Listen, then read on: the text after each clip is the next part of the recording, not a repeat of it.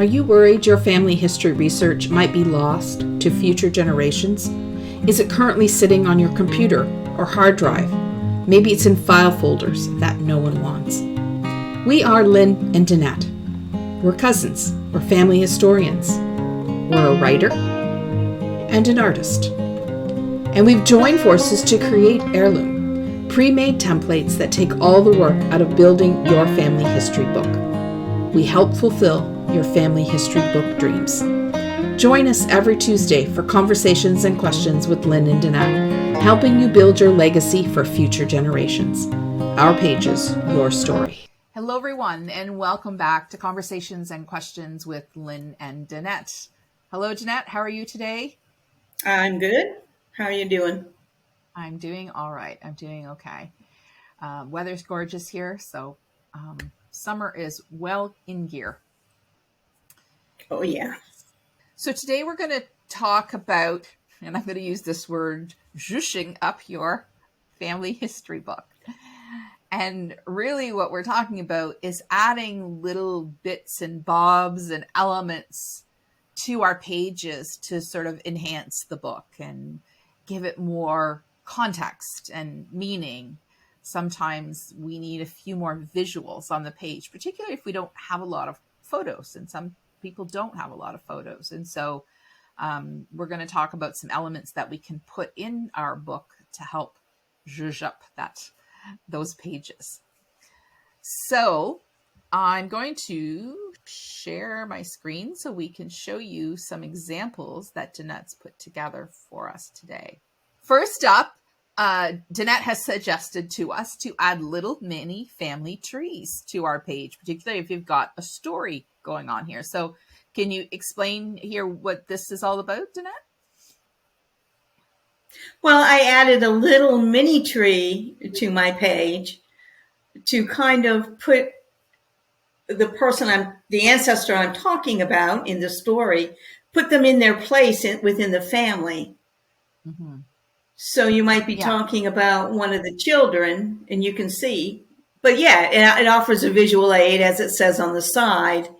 It lets the reader know where in the family your particular ancestor lies.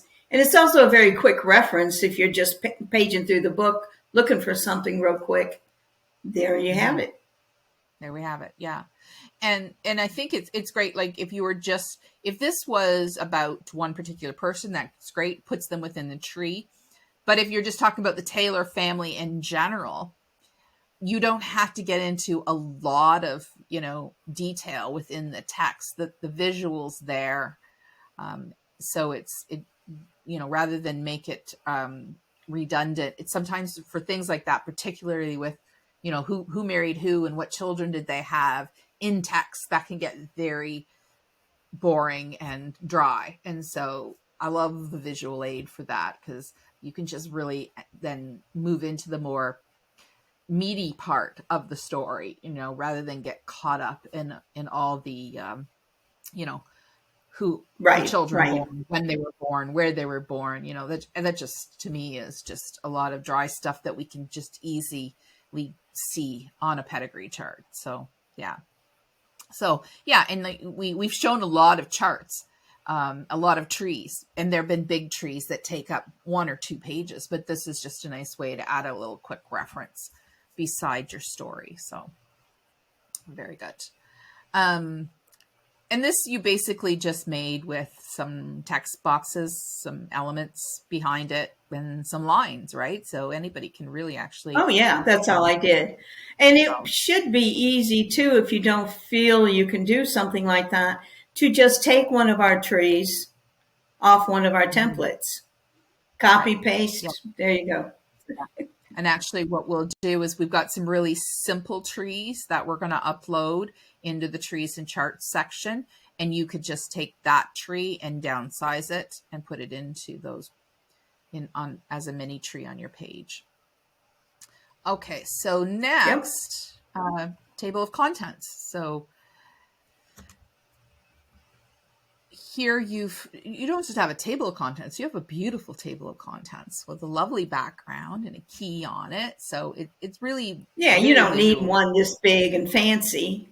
but I think it's helpful to have one, especially if you have a big book, for the reader to find a chart or a tree, or most people look up their own name right away, or a particular family member's. Instead of paging through the book, you just go straight to the table of contents.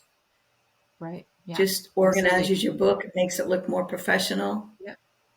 Yeah. And you've got this listed by pages and titles and charts and trees, but there's other things. I mean, you could divide your book into sections, chapters. So however you want to organize your book, you can like change up the wording in here that best suits it. But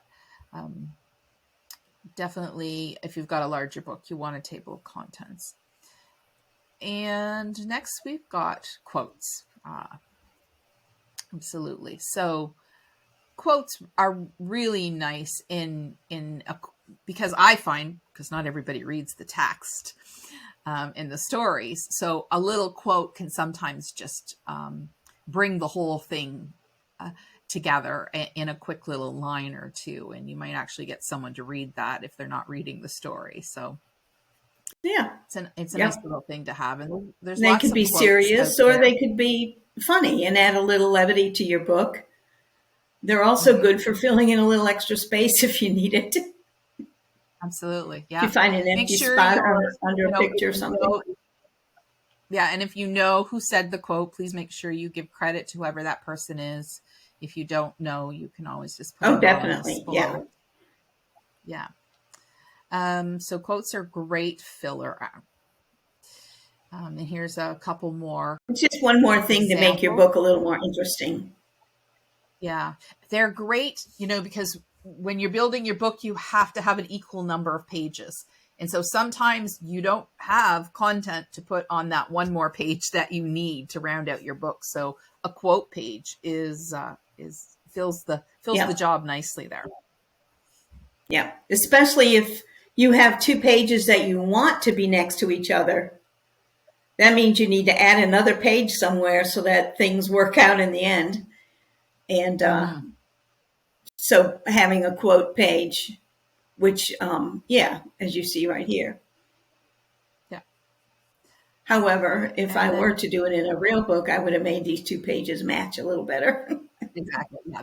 These aren't meant to go together. I just threw it on here so you could see a quote. Yeah. All right. And then personal quotes. So we can go to our family members and ask them to give us a quote about our ancestors that we can include in the book. It could not just be a quote. It could be a little anecdote, a little story, a little something that maybe they remember their ancestors saying or telling them. So that's a great way to use as little fillers as well. I think it adds something personal, but I remember in the really big book we did on our family, people really liked that section.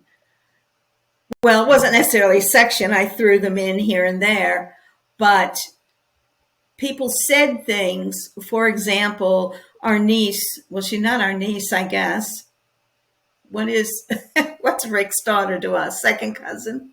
But what she said about her stepmother was very sweet. Yeah. And she probably had never said it to her stepmother's face, that, she did a good job as a mother and she did so much for her.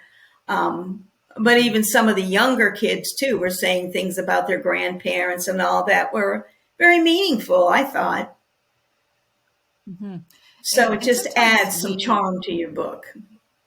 It does. And it's sometimes like you said, you might be surprised what people give you, because, we have our own personal connections with these ancestors. And so someone else gives you a little insight as to what kind of a connection they had with them, which might be different than yours. So it's very interesting that way. Sometimes you go, or they'll tell a story that you never knew about. Really shows me a side of that person. Exactly. Or they tell a story and then that jogs your memory and you go, oh yeah, I remember that. Yeah. So those are nice things to add. All right. And so in this case here now, we can also add social history, world, regional, or local information. So in this case, you've added a little bit of social history in adding in the Irish naming system. But there's lots of things in this category, that you could add. So social history, maybe you want to add, well, how did great great grandma make bread, and maybe you want to include a bread recipe, or, what was, maybe grandpa's pipe, or what was grandma's favorite book.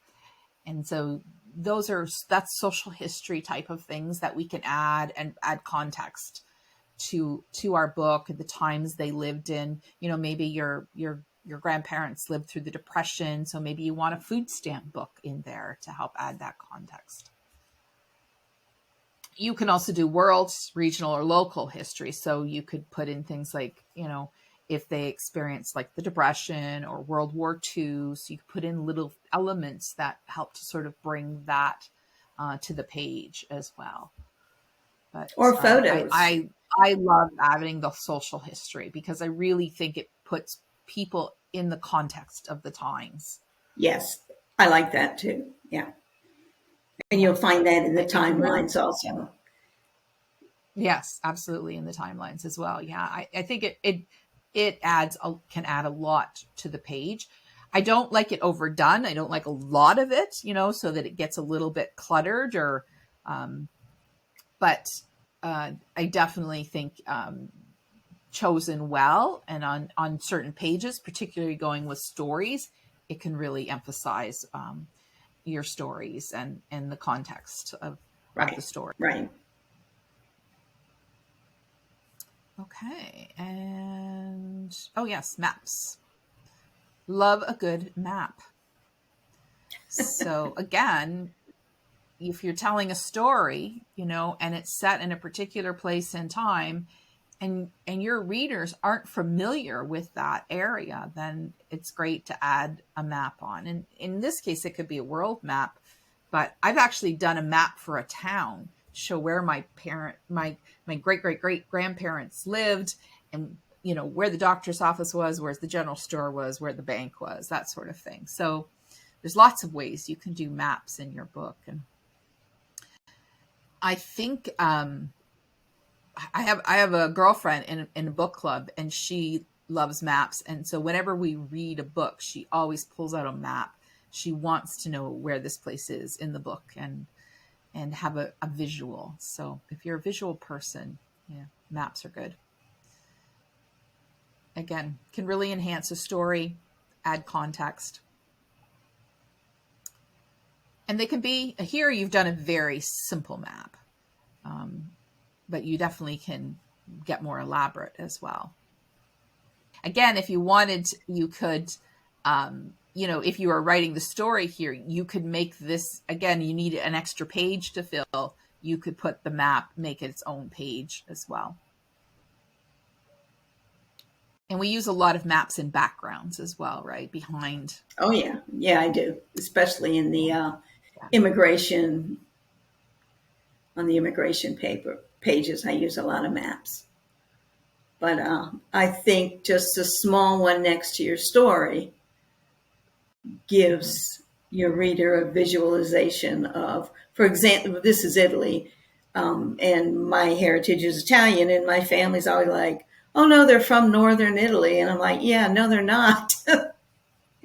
So by pointing out on a little map where they're from, or like you said, even in more detail, the town and where the bank was and all that kind of stuff. Like here, exactly, you could put a little star or something of exactly where, they are located on the map. Okay. Humor. Always great to add a little humor to a book. We never need to take ourselves quite so seriously. So no, and it makes everything more interesting. Yeah, and so in this case, you found a little humorous story in a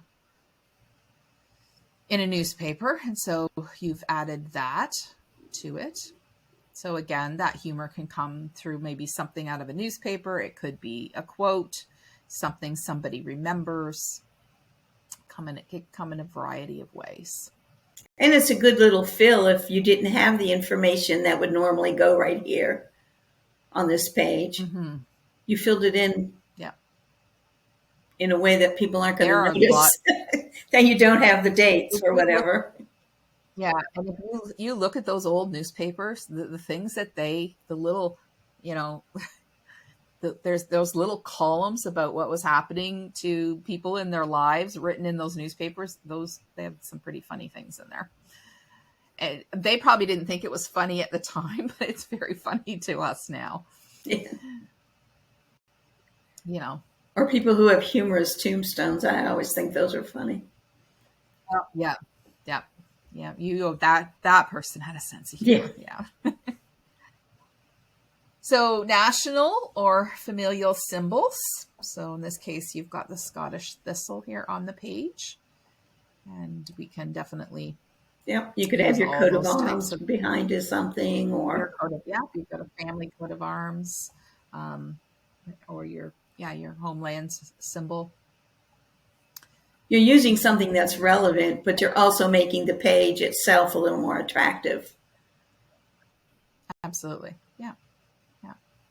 All right. So that's a few suggestions of how you can zhush up your pages, add a few bits and bobs and elements to them to sort of, if you're, lacking a little bit in the way of pictures, this is a great way to sort of add more visual interest to your page. Okay, pages, and we'll be back next week with another edition, Conversations and Questions with Lynn and Danette. Can't get rid of us. See you later.